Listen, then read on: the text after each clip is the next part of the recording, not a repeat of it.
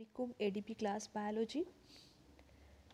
हमने अब तक कोर्स आउटलाइन के जो टॉपिक्स कंप्लीट कर लिए हैं उसमें हमने बायोलॉजी का introduction, definition and concept of life, chemical basis of structure and function of cell और chemical diversity of functional groups हमने अब तक पढ़ा है। नेक्स्ट हमारा टॉपिक जो है वो मॉलिक्यूलर बेसिस ऑफ लाइफ है जिसमें हम बायो मॉलिक्यूल्स के बारे में पढ़ेंगे। उनको यहाँ पे हम डिटेल्स के साथ स्टडी करेंगे। आपने सेल का जो स्ट्रक्चर एंड फंक्शन पढ़ा है, जिसमें हमने सेल की केमिकल बेसिस पढ़ी है, उसमें हमने इन्हीं बायोमॉलिक्यूल्स को जो है वो उसकी आउटलाइन देखी थी। उनको यहाँ पर ब्रीफली हमने स्टडी किया था, लेकिन यहाँ पर हम मॉलिक्यूलर बेसिस ऑफ लाइफ में इन्हीं बायोमॉलिक्यूल्स को डिटेल के साथ जो है वो हम स्टडी करेंगे। तो सबसे पहले हम देखते हैं कि लाइफ के जो मॉलिक्यूल्स हैं वो कौन कौन से हैं। Which are the molecules which are important for maintaining the life, इनको हम बायोमॉलिक्यूल्स कहते हैं। Chemicals are the molecules present in the living organisms are called as biomolecules, and the sum total of different types of biomolecules and the compounds and ions which are present in a cell, they are called as cellular pool. And all these biological molecules are biomolecules. They are basically dependent on the carbon atom. Why this carbon atom is so important? Due to its versatility and 4 valencies, carbon is very important element for the biological molecules and it is found in all the organic molecules. Chemistry of the living organisms is organized around the carbon, यानी पूरे का पूरा जो carbon skeleton है, पूरे का पूरा जो ऑर्गेनिक केमिस्ट्री है, जो बायो केमिस्ट्री है, वो सारी की सारी कार्बन के ऊपर बेस कर रही है। Carbon is the most versatile and most predominant element of the life. Other element जो कि बहुत इंपॉर्टेंट है, ये हम पहले पढ़ चुके हुए हैं इसको केमिकल बेसिस ऑफ सेल में। वो हाइड्रोजन है, carbon, oxygen, nitrogen, sulphur, sodium, calcium, magnesium, silicon. तो ये डिफरेंट लिविंग मैटर और नॉन लिविंग मैटर दोनों के लिए ही बड़े इंपॉर्टेंट हैं। तो कार्बन की हमने बात की कि कार्बन जो है ये अपनी वैलेंसीज, इसकी जो टेट्रा वैलेंसी है, इसकी वजह से ये बड़ा इंपॉर्टेंट है, क्योंकि it can make different types of bonding with other elements, with other atoms, जिसकी वजह से जो है ये लाइफ के जो डिफरेंट कम्बिनेशंस हैं मॉलिक्यूल्स के, वो बनाने में ये बहुत इंपॉर्टेंट रोल प्ले करती है। Or the living organisms, they are made up of limited number of atoms which combine to form the molecules which are the building blocks of the life. These molecules they are called as biological molecules. इसमें जो है वो कुछ micro molecules हैं, कुछ macro molecules हैं। तो सबसे पहले हम बायोलॉजिकल मालिक्यूल्स की जो कैटेगराइजेशन है वो देख लेते हैं। तो बायोलॉजिकल मालिक्यूल्स जो है वो दो तरह के हो सकते हैं, इनऑर्गेनिक हो सकते हैं या ऑर्गेनिक हो सकते हैं। ऑर्गेनिक मालिक्यूल्स जो हैं they are consist of carbon, hydrogen and oxygen, और inorganic molecules they are without carbon and hydrogen, इसमें मस्ट नहीं होता। inorganic molecules में जो है वो वाटर और मिनरल्स आइंस वगैरह इंपॉर्टेंट है, और ऑर्गेनिक बायोमॉलिक्यूल्स में जो है वो कार्बोहाइड्रेट्स, लिपिड्स, प्रोटीन्स और न्यूक्लिक एसिड्स जो है ये इंपॉर्टेंट बायोलॉजिकल मॉलिक्यूल्स हैं। Depending upon their size and their molecular weights, biological molecules may be of two types: micromolecules and macromolecules. Micromolecules are small sized, low molecular weight, and they're found in the acid soluble pool. Macromolecules are large sized, having high molecular weight, and they are found in the acid insoluble pools. Micromolecules include minerals, gases, water, sugars, amino acids and nucleotides. Mostly they are monomers. And macromolecules, they are mostly polymer molecules, except lipids.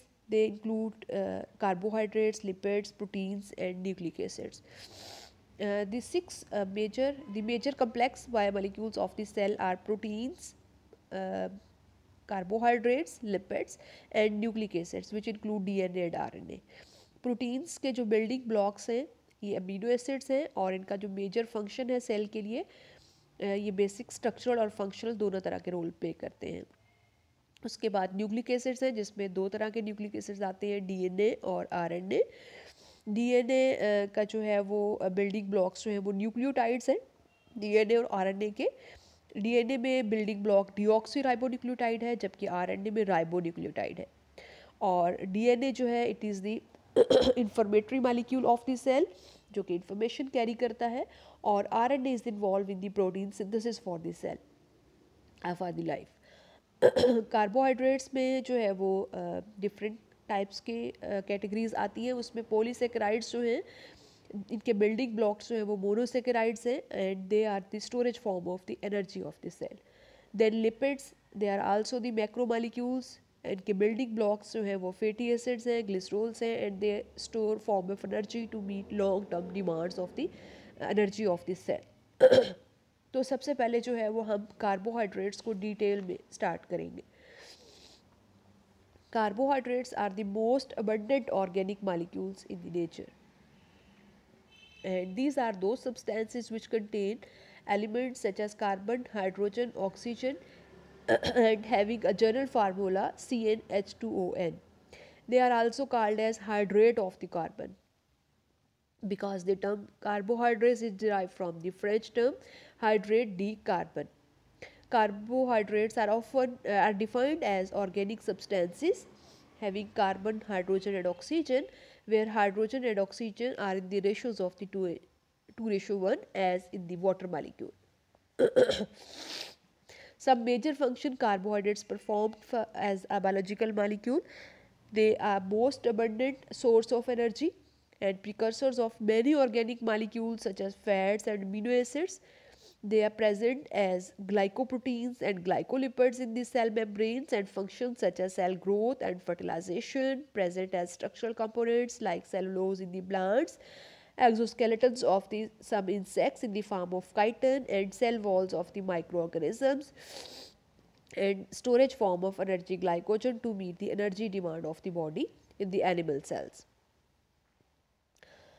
If we talk about the classification of the carbohydrates, they are classified into three classes: monosaccharides, oligosaccharides, and polysaccharides. Monosaccharides are the basic units of the carbohydrates, and they cannot be hydrolyzed into smaller subunits. They are classified according to the on two bases. Monosaccharides को हम further दो basis पे classify करते हैं, on the basis of number of carbon atoms and on the basis of type of functional groups. इन दो basis पे हम monosaccharides को further classify करते हैं. On the basis of number of carbon atoms, monosaccharides are classified into trioses having 3 carbon number of atom, tetroses having 4 carbon atoms, pentoses having 5 carbon atoms, hexoses having 6 number of carbon atoms, and heptoses having 7 number of carbon atoms.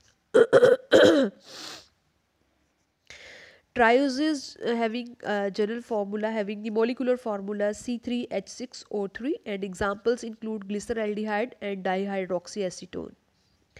Tetroses having the formula C4H8O4, and examples are erythroses and threose.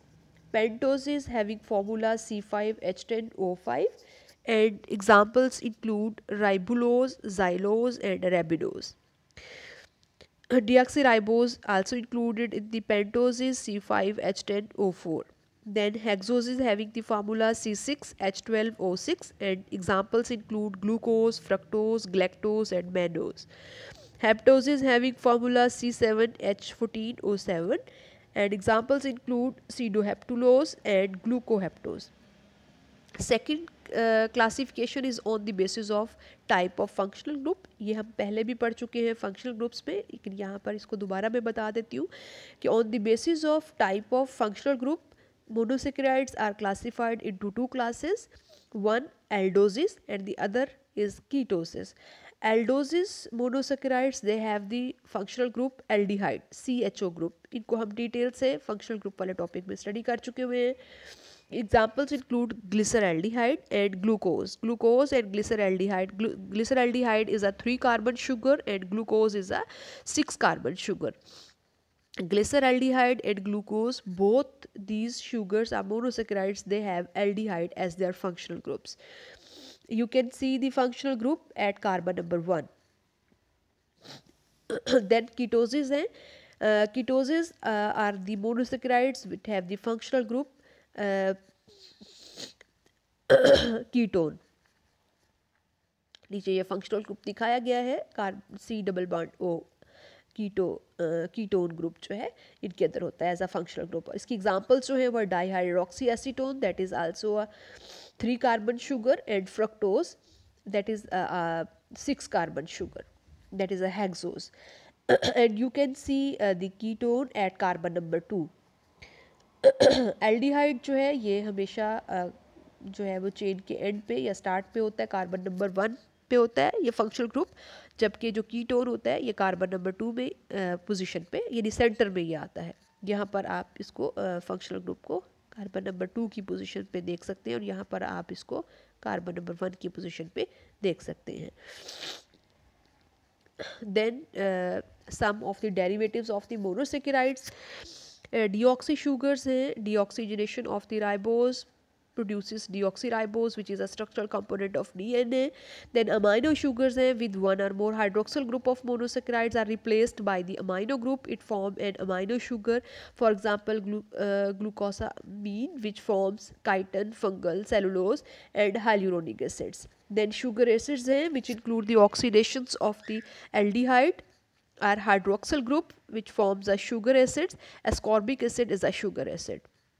Then sugar alcohols say which are formed as a result of reduction of the aldoses are ketoses, and examples are glycerols and mannitols. These are some of the derivatives of the monosaccharides which are derived from the monosaccharides by some of the additions or reductions. जैसे deoxy sugar में से oxygen remove हो गई है, amino sugar में amino group add हो गया है, रिप्लेस हो गया है, इसने रिप्लेस कर दिया है हाइड्रोक्सिल ग्रुप को। शुगर एसिड्स में जो है वो ऑक्सीडेशन हो गई है एल्डिहाइड ग्रुप की या हाइड्रोक्सिल ग्रुप की, और शुगर अल्कोहल्स में जो है वो एल्डोसिस या कीटोसिस की रिडक्शन हो गई है, यानी कि एडिशन ऑफ हाइड्रोजन हो गया है। तो ये सब ऑफ द डेरिवेटिव्स थे मोनोसेकेराइड्स के। मोनोसेकेराइड्स के इसके अलावा जो है वो चीफ फंक्शंस भी हैं सेल के लिए, जिसमें मैंने आपको बताया कि डिफरेंट कैटेगरीज़ के जो मोनोसेकेराइड्स हैं वो डिफरेंट फंक्शंस परफॉर्म करते हैं। फॉर एग्जांपल जो ट्रायोजेज हैं they are very important intermediates in the respiration and the photosynthesis and other branches of the carbohydrate metabolisms. Then pentoses hai which include the ribose, deoxyribose, ribulose. These are the 5 carbon sugars and they are involved in the synthesis of the nucleic acids. Ribose is a constituent of the RNA and deoxyribose of DNA. They are also involved in the synthesis of the some coenzymes. Ribose is used in the synthesis of NAD, coenzyme and NADP. Then pentoses sugars जो है these are also involved in the synthesis of ATP requires also these riboses sugars. Ribulose bisphosphate is carbon dioxide acceptor in the photosynthesis and is made from the 5 carbon sugar ribulose. Then hexoses जो हैं इनके भी बहुत important functions हैं for the life. Hexoses include glucose, fructose and galactose and sources, and these hexoses are basically a source of energy when oxidized in respiration. Glucose is the most common respiratory substrate and most common monosaccharide. Synthesis of disaccharides it also requires monosaccharide units and these monosaccharide units can link together to form a disaccharide. ये हम इसको next topic में देखेंगे. Then synthesis of polysaccharides also requires these hexoses sugars. Glucose is particularly important in this role. These are some of the chief functions of the monosaccharides. इसके बाद next topic जो है वो हमारा डाइसेकेराइड्स पे है.